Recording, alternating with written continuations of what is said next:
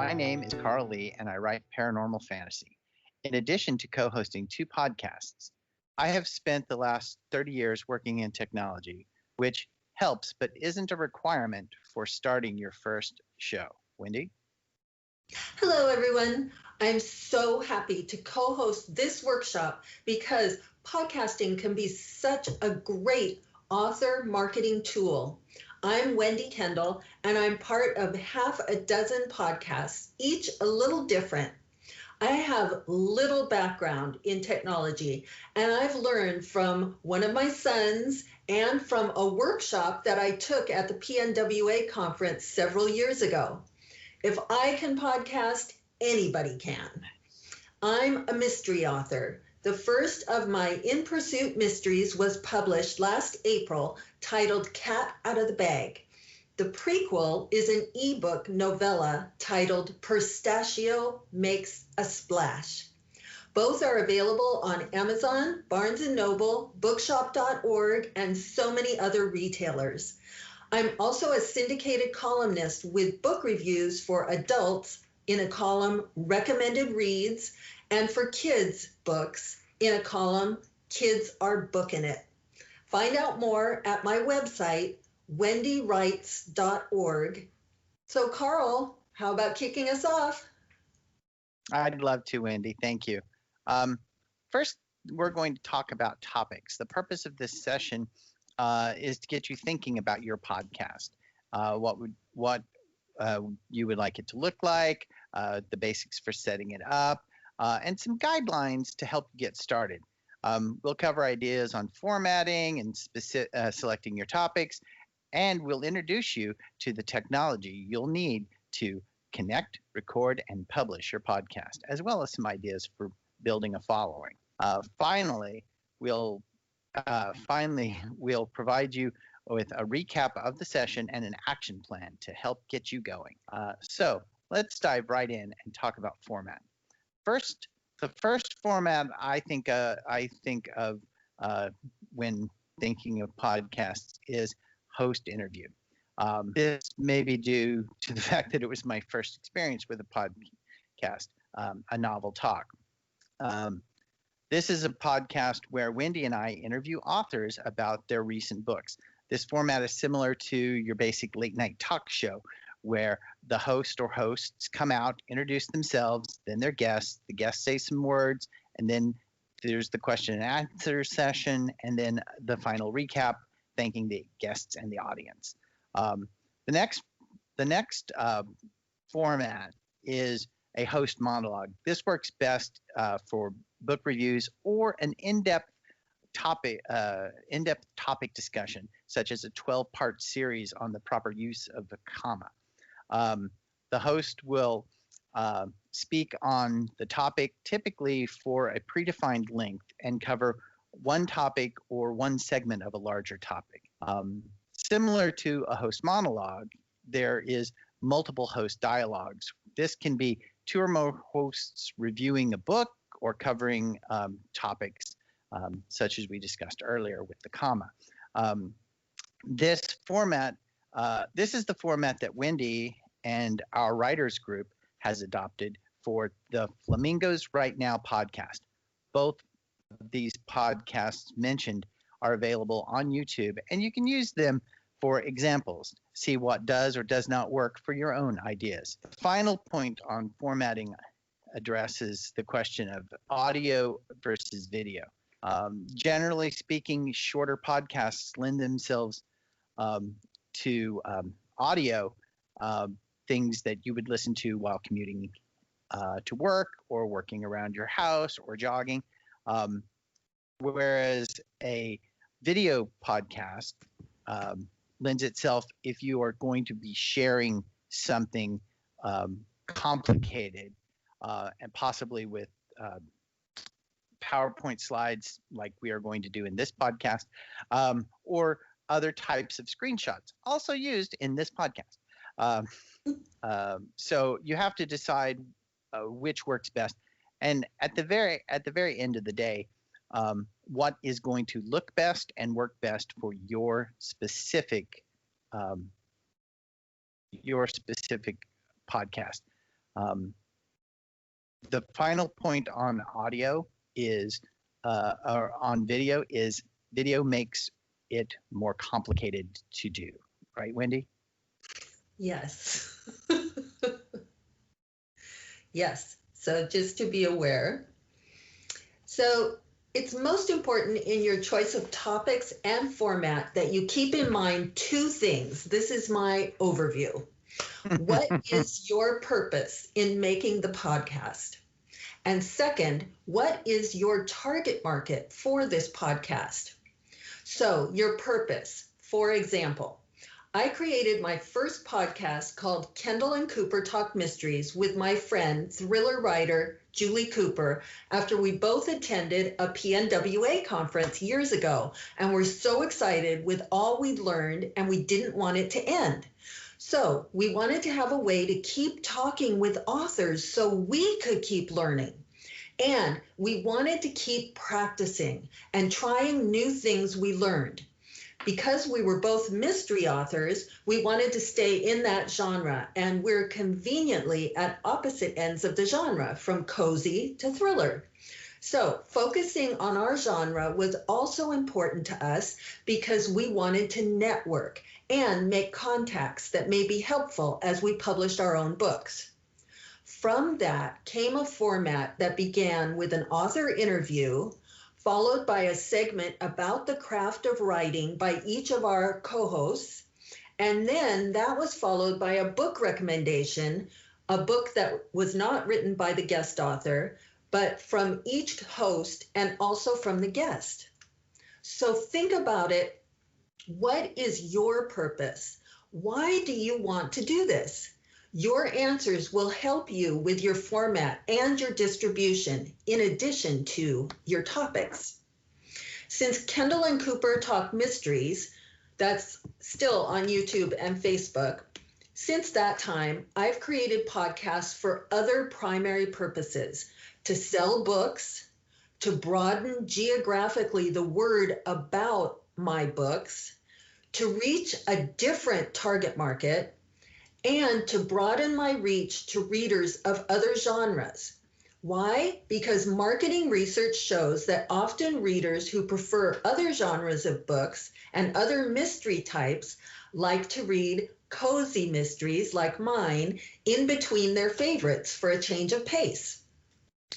Another very important reason for having a podcast is to increase your author platform, either post-publication or, very importantly, pre-publication. So if you're still writing now, you're still writing your manuscript and you haven't submitted it for an agent or publisher, this is a good time for you to start building that author platform, and a podcast is a great way to do that. One of the things that a potential agent or publisher will check when you query them is, what is your existing author reach? Where do you have followers? How well and how broadly are you known? And what is the future potential for building on your existing platform? A large part of this is your reach and following on social media, and a podcast is a great tool for that. A podcast is also a great way to increase your overall visibility online. Be sure to have your name as part of the podcast in the hashtag or title or description or post, so that it's counted toward moving your identity up on the Google and Bing and other online algorithms. Determine for yourself, what is your purpose?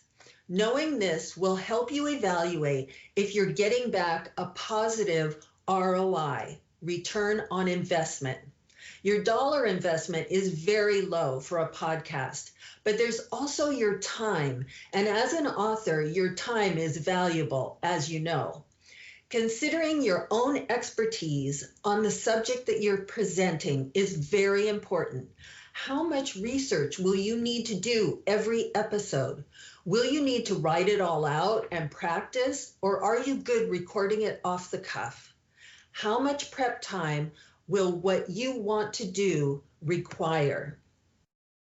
Now, about your target market. For example, who are you trying to reach with your podcast? And are they interested in your topic? How tolerant are they of podcasts? Do they prefer quick episodes of 10 to 15 minutes or even less? Or will they listen longer? How long? What's the age you're reaching out to, the gender, buying habits, social media preferences, and proficiencies? On my podcast, The Cozy Mystery Quartet on YouTube and Facebook that I created with 3 other cozy mystery authors, we're trying to reach cozy mystery readers. Through research, we've discovered readers prefer reading cozies that they feel like they know the author as a friend. So we design our topics to let us talk about our own book writing, what inspired each of us, what we like each of us about our protagonist, and what we don't like, and other similar ideas where we're able to personalize our writing and slip in tidbits about ourselves and our lives. We reach them on the social media platforms we've researched that these readers use most. Are you writing fiction or nonfiction? If nonfiction, you want to reach your book audience in order to establish your credibility on your topic.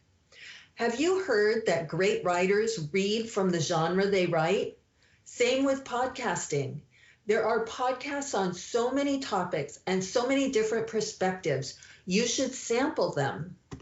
And also, keep in mind that you may want to do a podcast series that has new material released on a time frame, maybe twice monthly or quarterly or something similar. Or would you prefer to do just a one-time podcast on a specific format or topic? Then maybe some other podcast that's a one-time format or topic. You're not locked into doing a series. You're not locked into anything as far as topic, except for general guidelines of the platforms you use, such as YouTube, SoundCloud, iTunes, and Crowdcast. And on a side note, it can be a great advantage to have a partner or podner, especially with your first podcast. There's a backup person then if you have temporary technical problems, and you can help each other learn together. Keep in mind not only the fun of creating a podcast, but also your ROI, mostly time investment. Carl? Yes, thanks, Wendy. And thank you for being my very first podcast podner. I don't think I would have survived without you. You would have. Probably thrived. It took me a while. It took me a while to get up to speed on the technology, which happens to be the next topic that we're going to discuss. The first part of technology that I want to talk about is communication. If you are going to have guests or co-hosts that will be remote, you'll have to consider a communications mechanism. Recent events have increased most people's familiarity with Zoom and Skype. Both are free to use, but you can add premium elements. Zoom offers 45-minute meetings for free.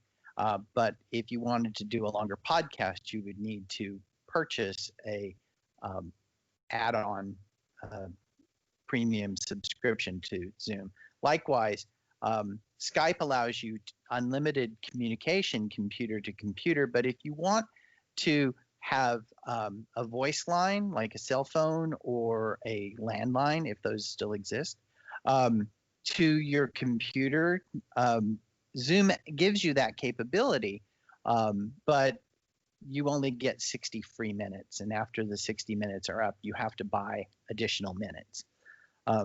So something to think about. Zoom and Skype both have the ability to record built in, so it makes it very easy for your very first podcast if you use one of those two technologies. You can record both audio or video, or both, obviously. Meetings Meetings can be saved in MP4 format, which is a very popular format for posting your podcasts.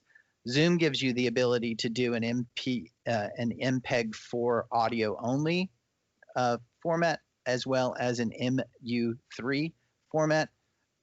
These are just different types of recording formats that, depending on the platform and your playback mechanism, may or may not allow for various types of conversion. Skype also has the advantage of easily integrating with software like OBS and XSplit and Wondershare to record your audio and video sessions. We actually use a combination of Skype and OBS, which Wendy is going to discuss OBS later, to do our A Novel Talk. If you want to know how that particular one looks, check that out. So that's pretty much it for communication. You have computer to computer or phone to computer to record your sessions. Equipment you'll need a computer. The basics you need are a computer with a good microphone or speakers. I like using headsets. Some people prefer to use other types of microphone speaker combinations.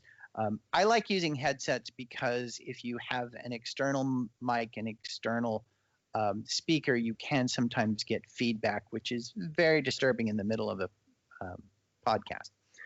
You also need a recording mechanism, usually the computer, but you could also use a video camera or a reel-to-reel audio recorder if that met your communications needs. If you, as I mentioned, Skype will give you the ability to record from a phone call. But if you don't plan on using Skype and you do need to record phone to computer, you may need additional hardware. Not exactly technology, but something I would like to make you aware of. It's where you do your recording. You want a nice, quiet place, comfortable, free of distractions. It's not particularly good to have your dog jump up on your lap in the middle of your podcast and start barking. Silence your phones, the standard things that you wouldn't necessarily want to happen while you're recording. Wendy and I can both tell you from practical experience that 15 minutes, 45 minutes into a podcast, having some noise pop up that you now have to start over again, not the best solution. And finally, you need to know where you're going to post your episodes. You can post them to your blog page, to YouTube channel. We're going to discuss that here in a moment. Other platforms that you might feel you might need, like Facebook or Crowdcast. And you need a fast, reliable internet connection. Key, crucial, imperative. Wendy? Well, since our time is limited in this workshop, we're going to walk you through just one sort of representative software for recording, and that is OBS software. That stands for Open Broadcaster Software. If you're recording with more than just yourself, as Carl indicated, you can use something like Skype to bring others on. And then when everyone's ready, then you start the recording with a click of the Start Recording button. It's that easy. Oh, no, you probably want to know more. Okay. Well, now it's going to get a little tricky because I'm going to bring up some screenshots. So have a little patience here as I walk through this.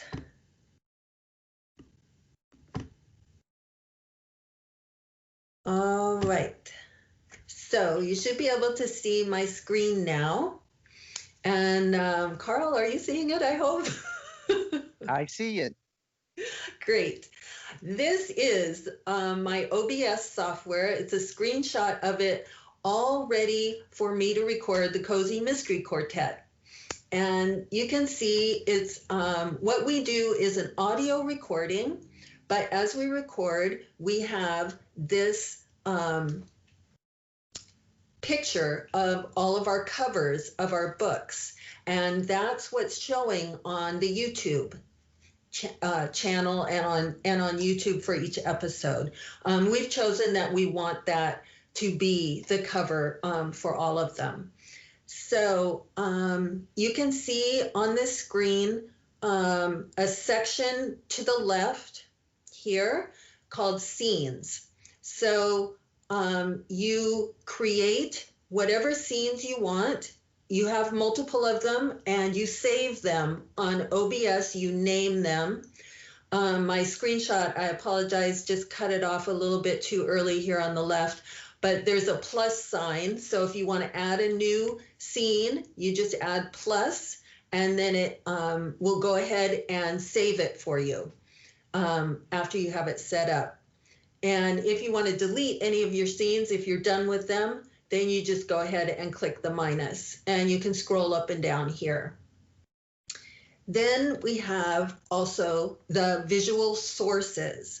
So the pictures of these covers on these books are 4 separate pictures that I had saved on my computer. And so I used the plus here under sources, and I clicked on the images on my computer and told OBS which one I wanted to bring in one at a time. And it came in and allowed me to, once it was here, size it and move it wherever I wanted on this, on the OBS screen. So I can arrange it however I want. And then I can name each of these images so that if I want to use them for some other scene at another time, I can just pull that image, just click on that image for whatever new scene I want to use. Now I'm going to show you. You can see here that the visual sources has changed now to the audio mixer. So that's just clicking one of each of these. So sources, and then now I'm on audio mixer. This one's very important for you to watch while you're recording, because this bottom line here, this microphone, that's the recording host's microphone. And you'll watch it fluctuate as you're recording live. And you want to make sure that it is picking up your voice and that it's not like overwhelming. This line is different decibels, and you can see you don't really want to get into the red here. Probably want to stay mostly in the green. The desktop audio you're watching, because that's the other co-host or the guest or both of them. Whenever they're talking, you can see it fluctuating. And again, you want to try to make sure that it's staying in the green area. If it's not, you can modulate it by the blue lines underneath. And you just click on those and slide it to adjust. So normally what we do is we run a test recording before we do the real one. It doesn't have to last very long, just a minute. Have everybody talk and then listen to the recording, and you can hear the sound levels, and you can make the adjustments before you do the real recording, so you don't have to fiddle with it then. All right, then over here, you can see settings, for example. You want to go into settings. Again, this is before the actual recording. And you're in settings. You can see it allows you to make a lot of different adjustments. What it's showing right here is general. Usually, once you've set your settings up the first time, you normally don't need to make any adjustments afterwards. And most of them you can just use on the default. A couple of them that we've run into, we've had to make some changes, has been the audio again. So it's just making sure that you're picking up the right microphone if you're using different microphones. Sometimes, for example, I use an external microphone, and sometimes I use the microphone that's just built into my computer. So then I have to adjust which audio that I want it to pick up. So it's little things like that, but for the most part, you just use the default settings and you don't have to adjust them afterwards. So then, once you're set up, you've got your picture and all that, all you have to do is click on this Start Recording button, and usually give your guest and your co-host a 1, 2, 3, or know for yourself that when you hit the start recording, it's going to be an extra 1 or 2 seconds before it will actually pick up any sound. When you click the start recording button, it will then change what it says. It will then say stop recording. So when you're done, you just click on the same button and that will stop it. As you're recording, you'll be able to watch down here the recording time.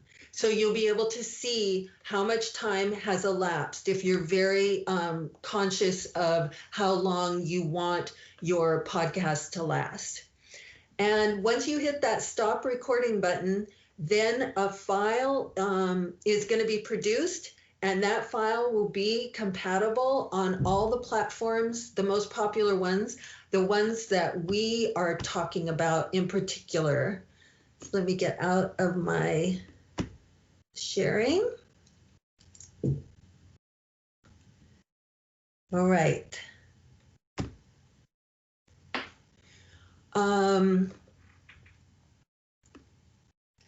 So one other thing that I want to talk about is editing. As far as editing goes, the best advice I have is to try to avoid video editing at all costs. Like Carl said, you really try to just get it right the first time, make sure all the distractions are out and everything. However, if you're a perfectionist, that may be difficult. For me, I'm willing to compromise some on quality in order to save time and increase the volume of podcasts I create and promote. I warn people, like if I have guests and so forth, I warn them to silence their phones, any other possible distractions. Also, sometimes it's helpful if you have different hosts or guests, the ones that are not talking, if it's mostly monologue, to have them mute their mic. Sometimes that's helpful. However, be careful, because then when it's their time to talk, they have to remember to unmute it. So that's a caution. Watch all your controls carefully with the sound, etc. And you want all your speakers to keep a high energy level so that you can really keep your listeners engaged. But sometimes something happens and you don't want to re-record the whole episode. Then editing may be required. So there's a lot of free apps online that you can use, and they all work very well. Google it online and see which app you prefer for video editing.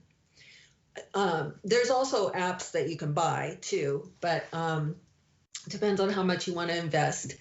All of them will use a lot of the same basic steps. So my first advice to you, keep an original copy that you can always go back to and start your editing on all over again if you need to. If you're editing and it gets messed up, you always have that original copy that you can then make another copy of and try editing again. The first thing you do then is import your video file into the app.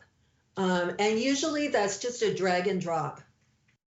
You may want to remove dead space if there's dead space in the conversation, or at certain points like the beginning or the end. So what you have to do is view at what point on the visual timeline. The app will show you the visual timeline of your recording. And so you view at what point on that timeline. For example, if you have a 15-minute video, this dead space may occur at 10 minutes and 1 second to 10 minutes and 30 seconds, in that range.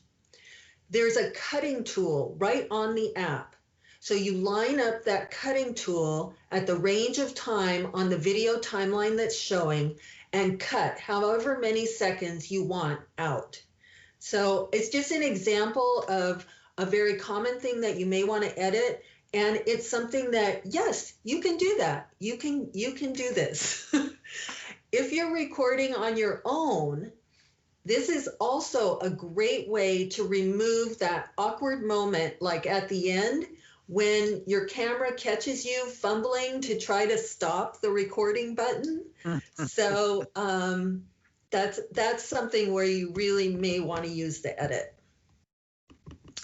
You may want to also add royalty-free music to your podcast. For Kendall and Cooper, we had lead-in music that was the same for every episode.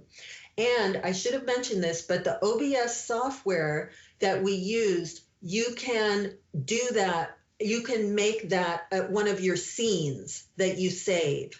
And then you start with that scene, and it plays the music, and then you click on the regular scene for the rest of your recording. So, but you may not want to do it that way. You may want to vary the song.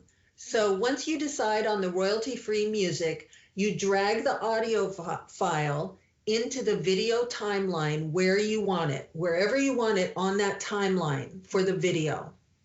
And then you can then adjust the volume of the music according to the volume of your narrative, and choose to either have it either as background music to the narrative or insert it on its own to play by itself.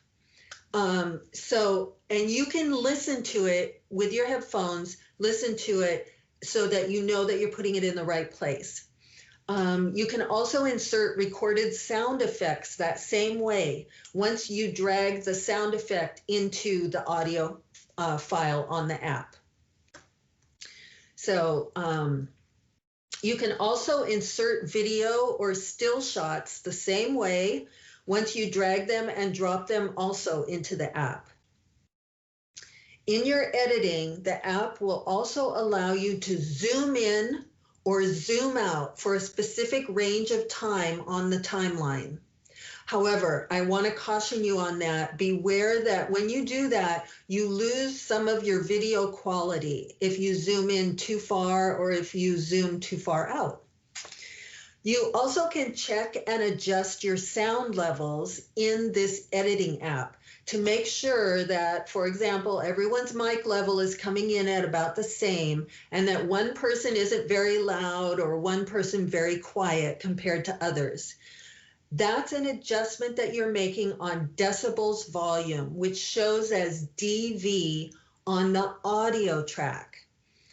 The audio track has a separate timeline from the video timeline track that we've been talking about.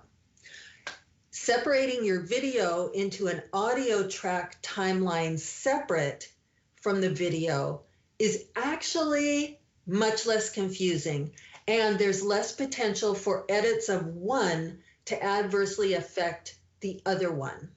So you can do your audio and video edits separately, and then they fuse together at the end when you save it. In our limited time here, I just wanted to give you a sense of what editing can do for your podcast recordings if you choose to make them more professional. There's a lot to it, and you could take a whole class just on that.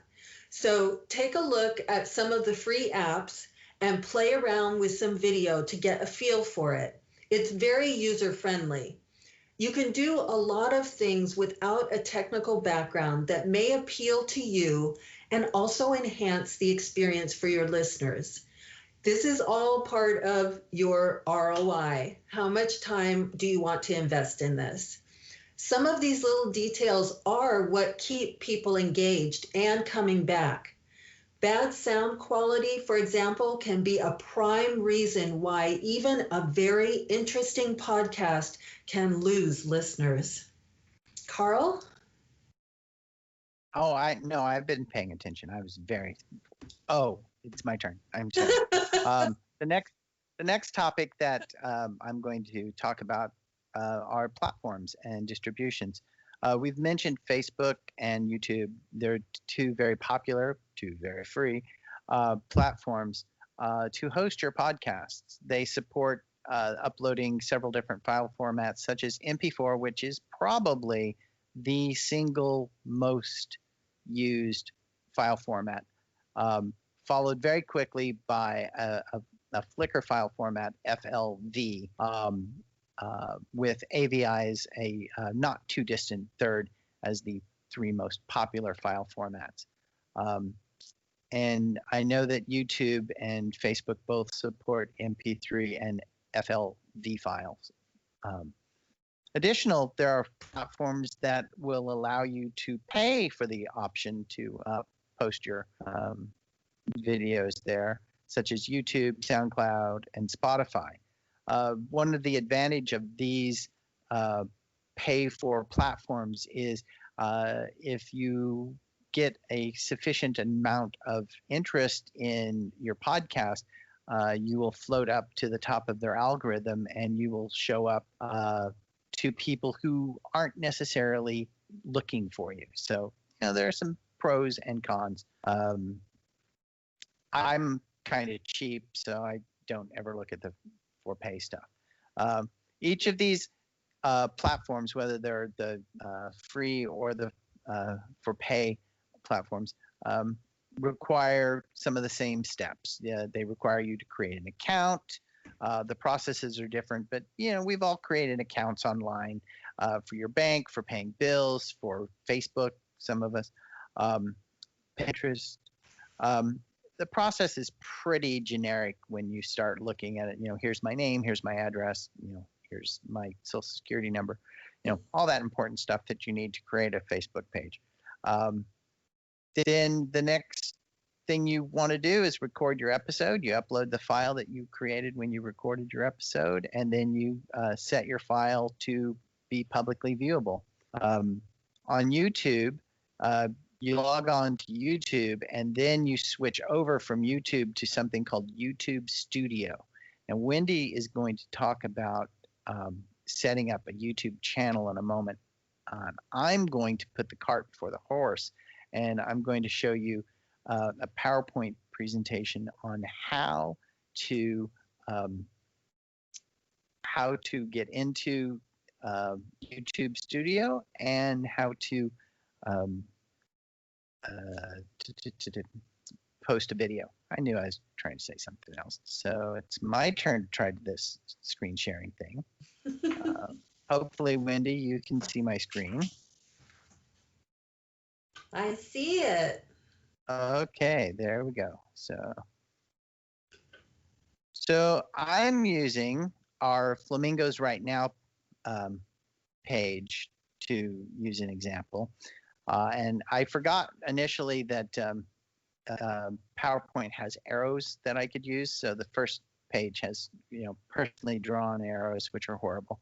So you log into YouTube and you come over here to the right to your user icon. This is our Flamingos group icon.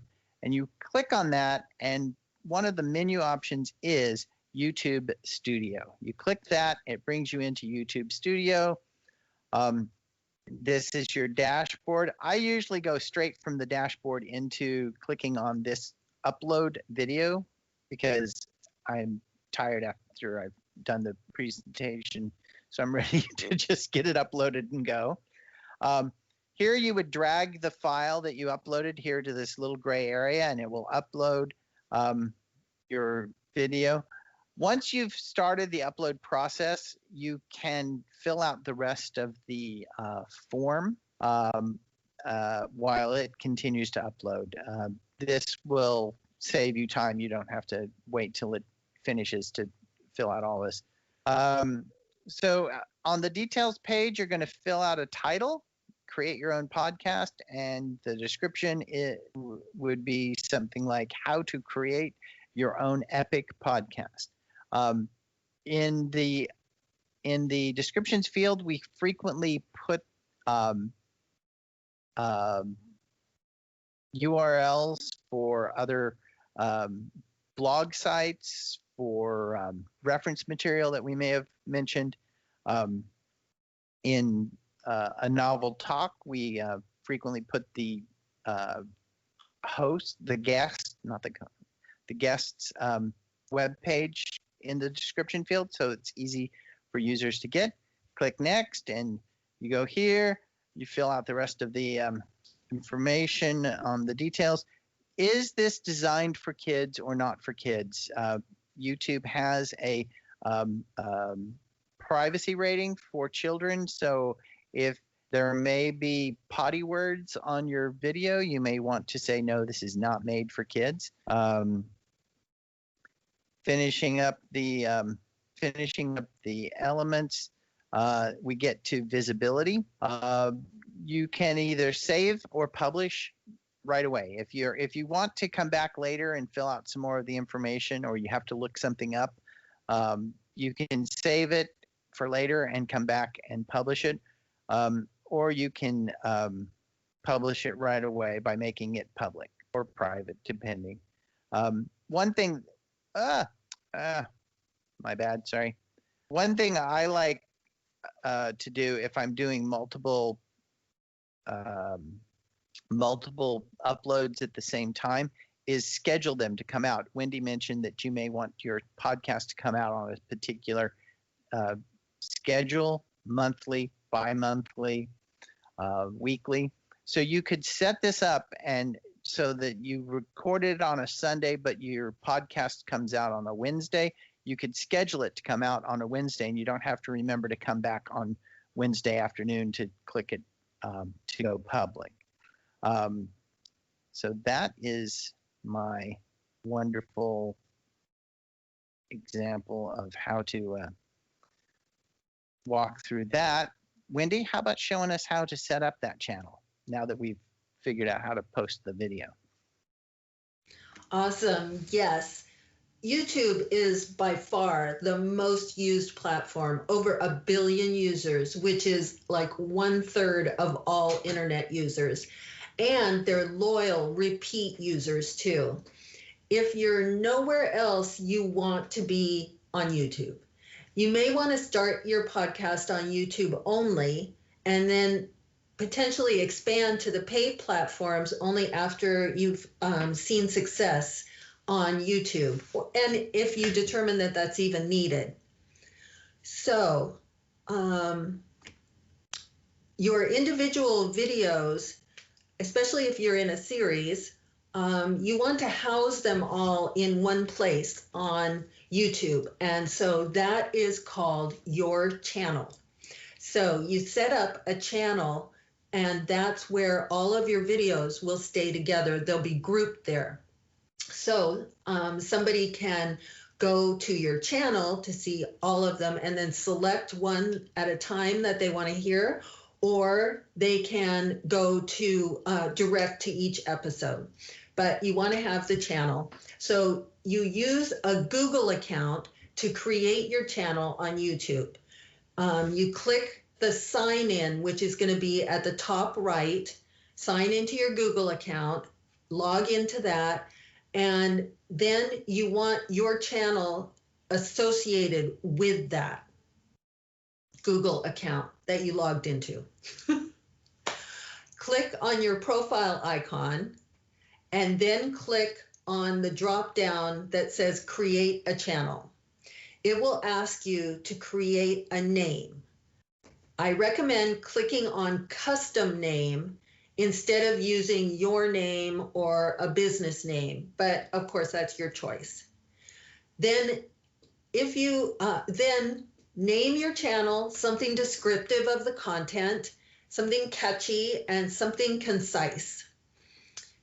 Creating a new channel name will also create a new Google account with its own settings and YouTube history. This account nests within your main Google account and can be fully managed from the Google settings. After this, you'll upload a profile picture. You drag and drop the profile picture, but be aware that there are specific sizing and pixel requirements that you cannot get around. So you may have to experiment to find a picture that will work. Then you add a description of your channel, and that will also be visible at a glance along with the picture that you have saved.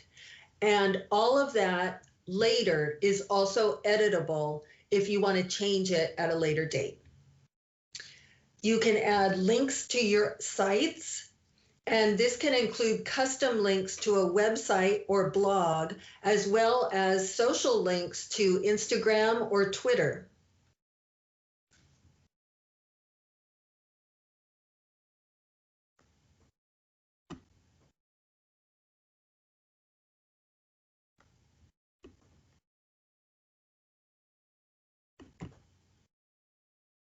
Sorry, I'm just seeing if I can get this to come up.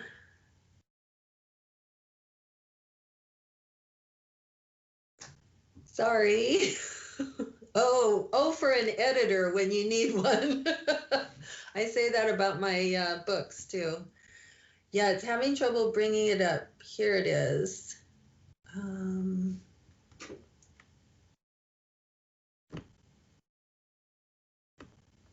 So I'm going to share my screen in just a minute here. All right, here we go. I'm going to share my screen.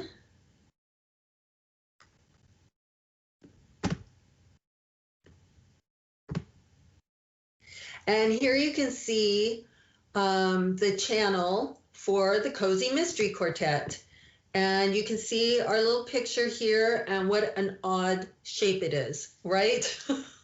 But that is how YouTube has them formatted and for the channels. And sorry, I shouldn't have clicked on that, but I was going to just show you that you can update it. Huh. Okay, so you can see that you can just drag the photo there. And here they have the recommended size. And they say recommended, but they mean that's it, baby. That's what you got to use. So there's no flexibility. And then here you can see down below all of our individual recordings that we've made for the Cozy Mystery Quartet. And you can customize your channel, which also means you can edit and change anything that you have already set up, as I said. And then they also have the YouTube Studio, which gives you this channel dashboard, which will give you some information like, for example, here the number of views is up 25%, and some rankings and other information like that. And so that's something that you may want to really track. And then another thing I wanted to show you too, you can see this is our little icon for the Cozy Mystery Quartet. If I click on that, you can see that this is, I can go straight to my channel or I can just sign out. But also I can switch accounts. So if you have more than one podcast, and you can see that I've got several listed here, and also several also that are just Google accounts. So you can see they're all listed there. I can just go into whichever one I need to from the drop down. So that was something that I wanted to make sure that you guys saw too. And now I can go back. All right.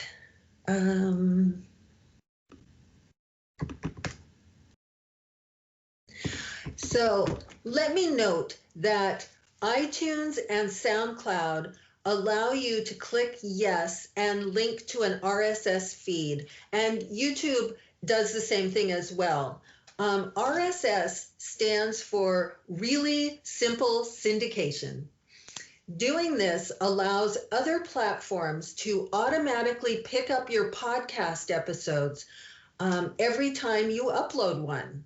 And this is useful. For example, if you have a broadcast deal with a radio station, as we did with a local Seattle station for Kendall and Cooper Talk Mysteries, it's also a way to connect your podcast to your books for your other author page for online book sites like Goodreads or for your website. How do you get your RSS feed? You right-click on an empty space on the website that you would like the RSS feed for. Then you click View Page Source. The exact wording may vary depending on your browser, but it'll be similar to View Page Source. Look for an RSS URL, and then you just copy that into your feed reader, which will show up on the YouTube, on your YouTube channel.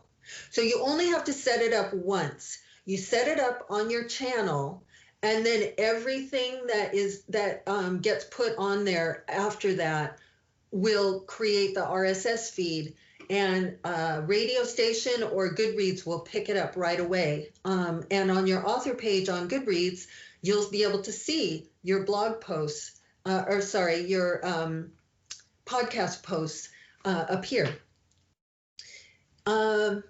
The other thing I wanted to talk about is Crowdcast. Crowdcast is a paid, interactive, and live platform that will also record the live episode for later views. So you have actual live interaction with listeners, and then that's all recorded, and people that couldn't attend live can then watch it later.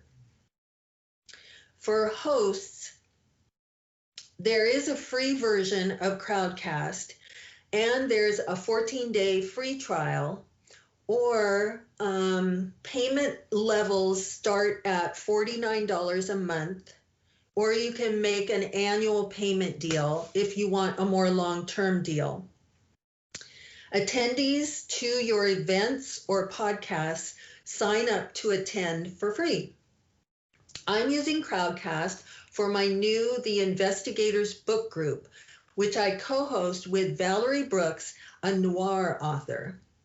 Our guests are mystery authors, and we announce who's going to be on and what book for people to read, just like a book group, and people sign up to attend the Crowdcast.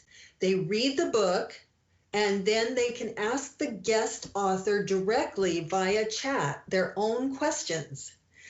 So we've partnered also with an online bookshop.org, which is online, but it supports indie bookstores, and they're selling our books and the books authored by each of our guests. And we do get a small percentage from any sales through bookshop.org, and that's what we're using to pay for our annual fee for Crowdcast. And I'm gonna, one more time, I'm gonna share my screen so you can see, a little bit about what this looks like.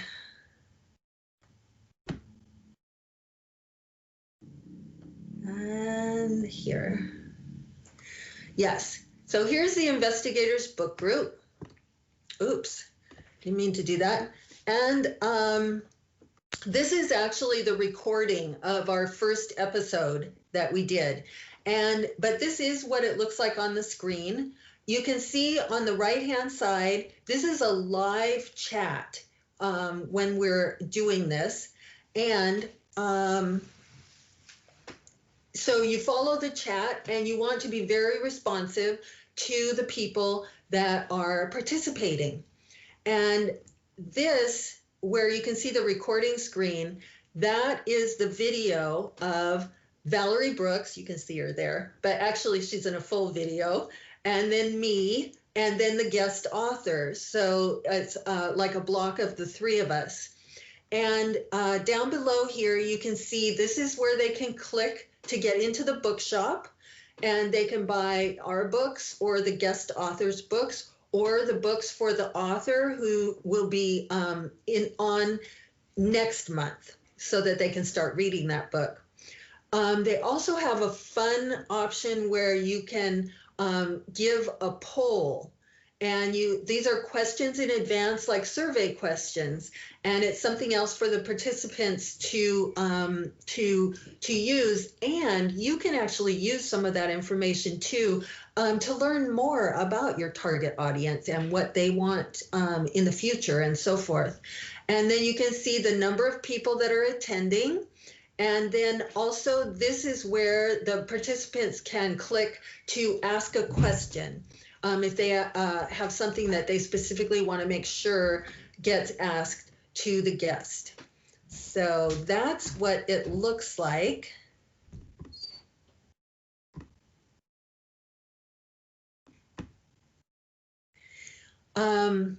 Crowdcast offers a free tutorial, and I highly recommend that you use it.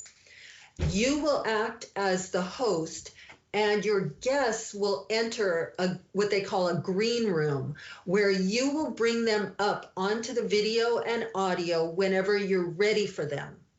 And then the attendees can also be brought up from the green room if you want to, any of the specific attendees. And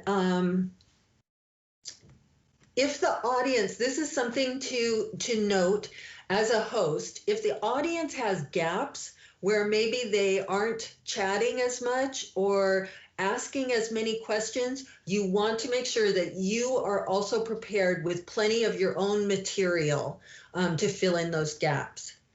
Since Crowdcast is live, you want to advertise it well in advance with the link for people to sign up in advance.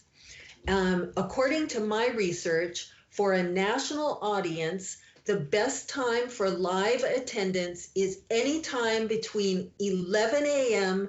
to 2 p.m. That's Seattle time. So that would be the same as 2 p.m. to 5 p.m. East Coast time on Wednesdays. I know it sounds funny, but from the research, it shows the statistics that is the best time to get participation. However, I will also note that I've participated in very successful crowdcasts that have happened on Saturdays. So that's something that you really have to think about, is when you want to do this so that you get the maximum number in your audience. So, but Crowdcast will automatically record your episode and will send that recording to you so that you can then post it wherever you want, and you can have that available for others to view at their leisure because they weren't able to participate. There's some testing that you need to do before your Crowdcast that is built into it. So there is another screen that you click on before the day of the actual Crowdcast. And that screen will allow you to test your microphone and your video and your internet connection. Be sure to test these in advance in case you need to adjust your settings, or potentially you may even need to get an internet booster potentially. Although that's not commonly needed. I strongly recommend that you do several successful tests before your first Crowdcast. You seldom get a second chance to make this first impression. Although it's not completely not recoverable, but that will take more work in order to rebuild your audience. So, what about getting the word out about your podcast? When you record, always remember to thank your listeners for their interest and also to ask listeners to subscribe so they don't miss any future episodes. They subscribe by simply clicking on the subscribe button underneath or next to the podcast. Subscribers will receive notification when a new episode is available, a reminder that your podcast exists. You can also encourage them to either comment or to click on like if they've enjoyed the podcast. Those likes will help the online algorithms in promoting your podcast on YouTube and on other platforms. But you need to do more promotions than that. Of course, the most important are the social media platforms that your target market uses. Choose what you want for promoting the link to your podcast so they'll go directly to the podcast if they click. I use all these: Facebook, Twitter, Instagram. There's also others. Those are the ones that I focus on. Every time I upload a new episode, I send out promos on all my platforms.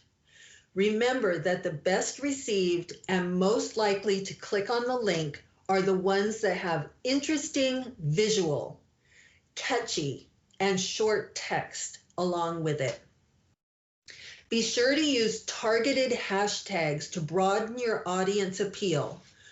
For example, a hashtag of mystery will reach people interested in my genre, but people that may not know me yet. Look for hashtags that show as trending too. That's very important on Twitter and Instagram. And keep in mind that on all these, likes and retweets are counted to improve the reach that the platform will give it. But they give even broader reach if the likes and retweets include a comment. Also, I recommend having a page for your podcast on Facebook.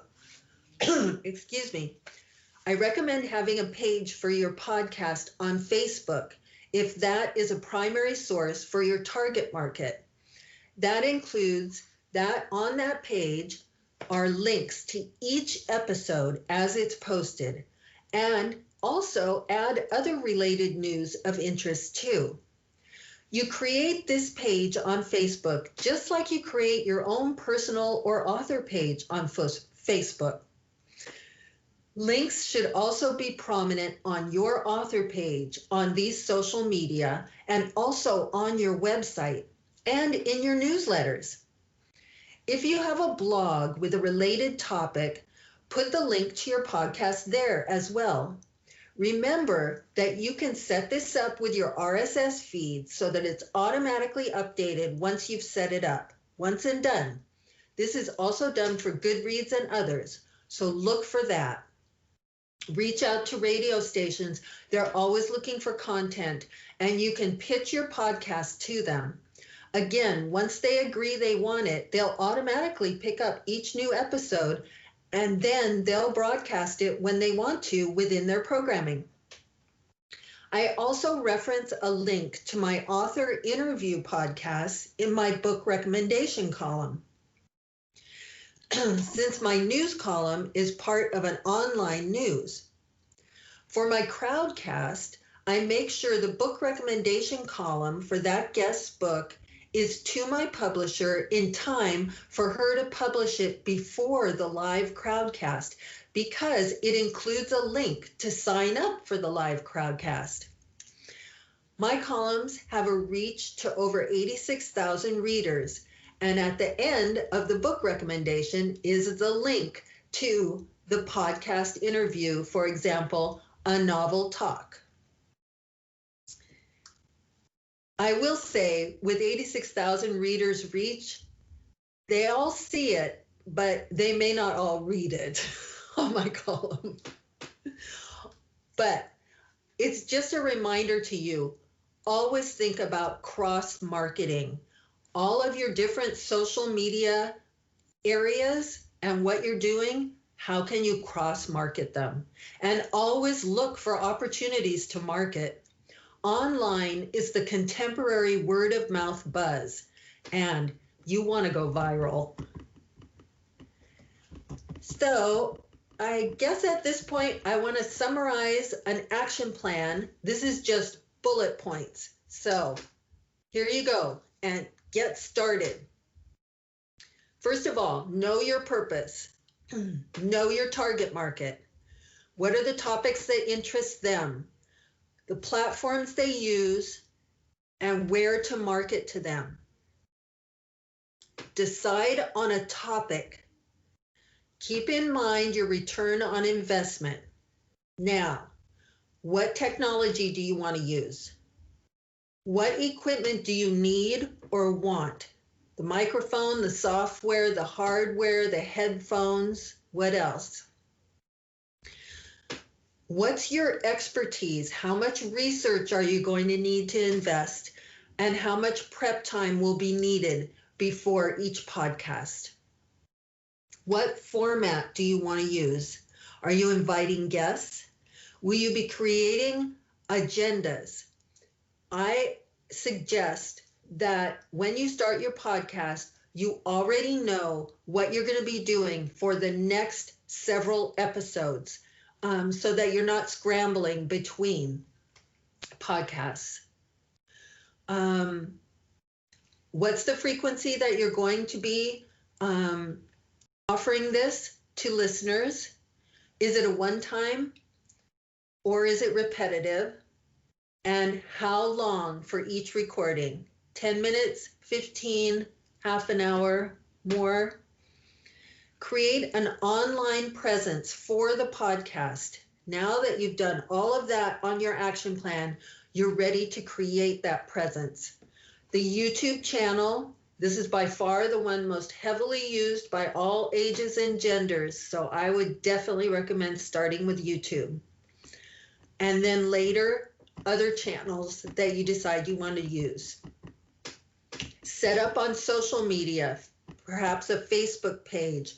Make your marketing plan. How are you going to get the word out on social media? Create your catchy visuals, titles, taglines, and descriptions. Create your promotions. Test. Very important. Test. Then go ahead and record and distribute. Thanks, Wendy. You know, I feel very confident that following your plan, I can start my own podcast. Well, I hope this has been helpful for all our listeners at the PNWA conference. I wish that we could see you in person. I hope that this has really excited everyone to create your own podcast. You can do it. I wish you the best of luck with your own creations and have fun with it. I'm so sorry that we aren't taking questions with this recording, but if you'd like to follow up, please email me at wendywrites@yahoo.com. Remember, also, you can find out more about my works on my website, wendywrites.org. And watch for my next Crowdcast project, brand new, coming in October. It will be called In Pursuit of Fashion. My first guest will be Joy Egbajimba, purse designer of Nuciano. Since Catherine Watson, my amateur sleuth in Cat Out of the Bag, is an internationally acclaimed purse designer, Joy and I are looking forward to some fun on October 10th, which is National Handbag Day. Carl? Yes, I have my calendar set for October 10th. I cannot wait. Maybe not. We both hope you enjoyed. We both hope you enjoyed our presentation and our pumped to plan and implement your first episode. Like Wendy said, you might want to have 2 or 3 in the bag before you advertise. We can't wait to hear it. You have the tools, you have the rules, and you have the plan. Ready?